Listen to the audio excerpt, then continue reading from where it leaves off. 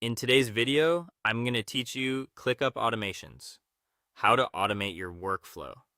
If you're tired of repeating the same clicks or worrying that a task might slip through the cracks, automations can do the heavy lifting for you. We'll keep this simple and practical so you can build something useful right away.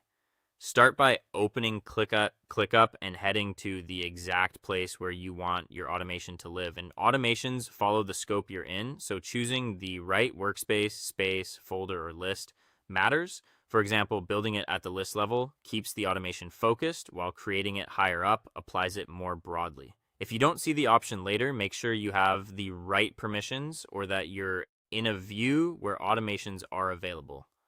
Once you're in the right location, open the Automations panel. You'll find it in the toolbar for your current view. This is your control center for everything that runs behind the scenes. It shows existing automations, who created them, and whether they're currently active. It's a good habit to scan what's already there so you avoid duplicates or loops. Next, click Create Automation. You can start from scratch or browse templates for common patterns. Starting from scratch opens the builder, where you'll choose three essentials: a trigger, optional conditions, and the actions to run. The trigger answers when should this fire. Common choices include when a task is created, when status changes, when a due date arrives, or when a custom field is updated. Conditions let you narrow things down. Maybe only run if the task is in a certain list, has an assignee, or includes a specific tag. Then pick your actions. Popular actions include changing status, assigning the task, updating a due date or priority, setting a custom field, adding a comment, or sending a notification. Keep your automation focused on one clear outcome to make it easier to maintain.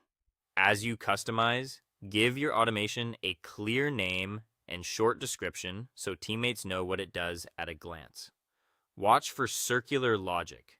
For example, an action that changes a field that re-triggers the same automation.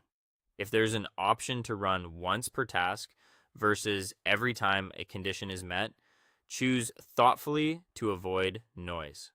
Before rolling it out to your whole team, try it on a sample task to confirm it behaves exactly as expected. When you're happy with the setup, save and turn it on. From here, let ClickUp do the repetitive work so you can focus on planning, problem solving, and shipping great work.